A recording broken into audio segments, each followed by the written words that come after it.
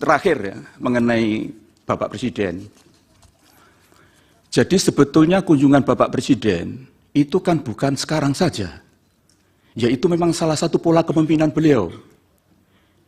Saya sangat paham karena saya pernah mendampingi satu periode dengan beliau. Ketika membagi KIP, Pak Presiden selalu membagi KIP ke daerah-daerah. Tujuannya apa?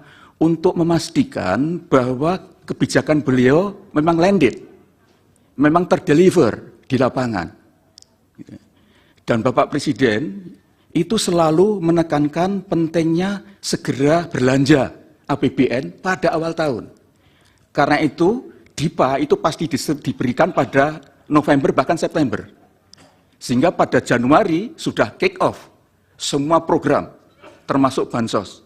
Dan disitulah Presiden turun ke lapangan untuk melakukan pemantauan, mengecek apa betul semuanya sudah terdeliver. Sekaligus untuk mendapatkan feedback, umpan balik dari yang dijadikan sasaran dari bansos itu.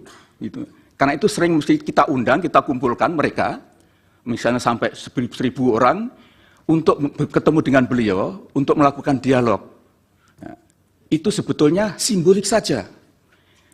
Taruhlah dia berkunjung 100 titik, Bapak-Bapak. Kemudian beliau akan membagi PKH. PKH itu 10 juta keluarga penerima manfaat. Kalau 40 titik, itu taruhlah 2.000. 1 titik. Berapa? Kan hanya 800.000. Masa 800.000 kunjungan beliau bisa mempengaruhi seluruh Indonesia?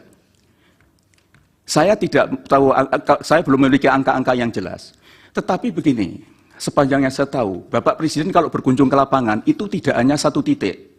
Bisa sampai 5 titik. Dan sekarang ini adalah tahun akhir kepemimpinan beliau. Beliau pasti ingin memastikan bahwa proyek-proyek strategis sekarang ini sudah tuntas. Beliau betul-betul wanti-wanti tidak boleh meninggalkan proyek mangkrak. Karena sekarang ini kalau beliau berkunjung, pasti meresmikan program-program strategisnya bersamaan dengan kemudian mengecek keadaan bansos, mengecek yang lain. Jadi biasanya lebih dari 5 titik.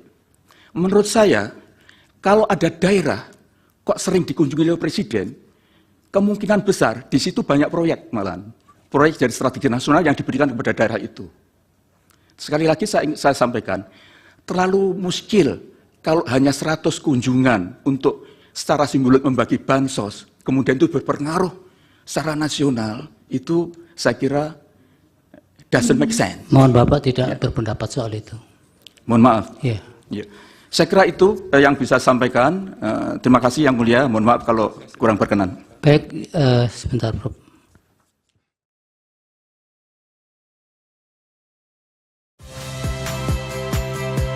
Saya Friska Clarissa. Saksikan program-program Kompas TV melalui siaran digital, pay TV, dan media streaming lainnya. Kompas TV, independen, terpercaya.